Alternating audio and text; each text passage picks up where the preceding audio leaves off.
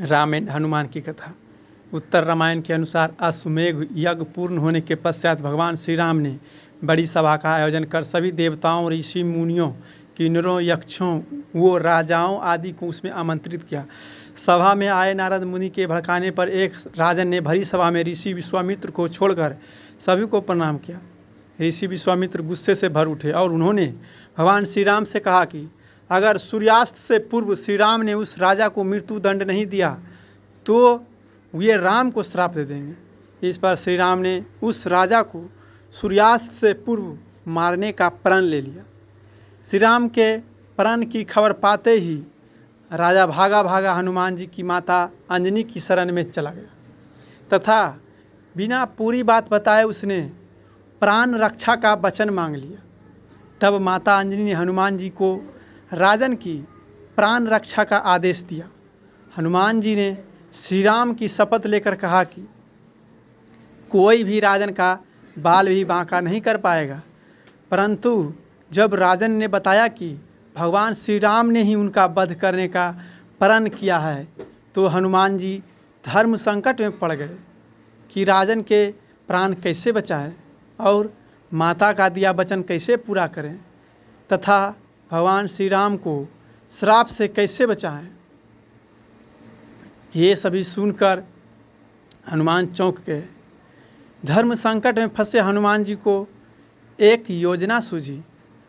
हनुमान जी ने राजन से सरयू नदी के तट पर जाकर राम नाम जपने के लिए कहा। हनुमान जी खुद सूक्ष्म रूप में राजन के पीछे छिप गए।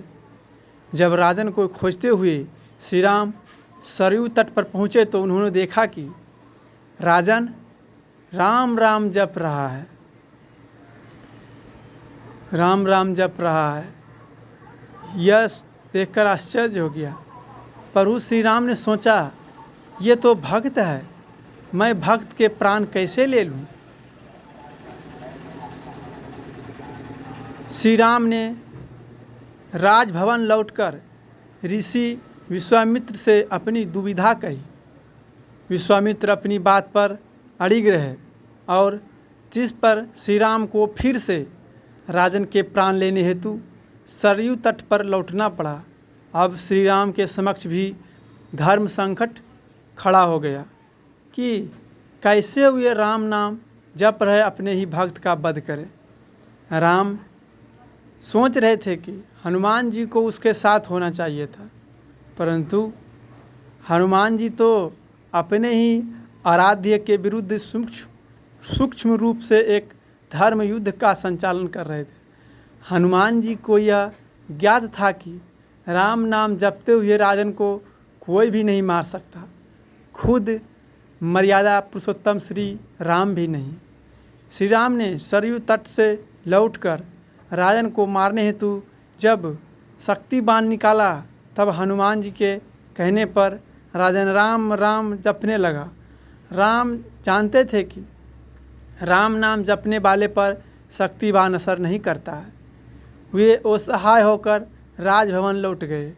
विश्वामित्र उन्हें लौटा देखकर श्राप देने को उतारू हो गए और राम को फिर सरयू तट पर जाना पड़ा।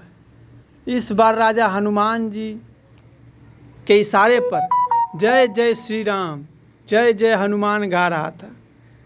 प्रभु श्री राम ने सोचा कि मेरे नाम के साथ ये राजन शक्ति और भक्ति की जय बोल रहा है, ऐसे में कोई अस्त्र शस्त्र इसे मार नहीं सकता।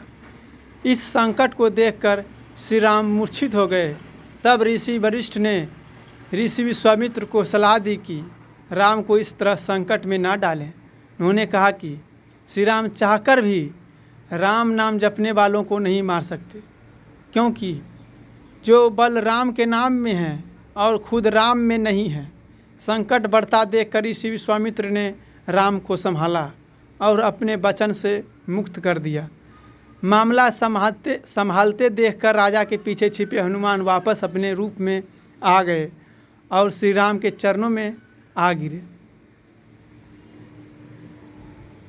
तब प्रभु श्री राम ने कहा कि हनुमान जी ने इस प्रसंग से सिद्ध कर दिया कि भक्ति की शक्ति सदैव और आध्या की ताकत बनती है तथा सच्चा भक्त सदैव भगवान से भी बड़ा रहता है। इस प्रकार हनुमान जी ने राम नाम के सहारे श्री राम को भी हरा दिया। जय श्री राम, राधे राधे। इस तरह कहानी सुनने के लिए हमारे चैनल को सब्सक्राइब करें, लाइक करें, कमेंट करें।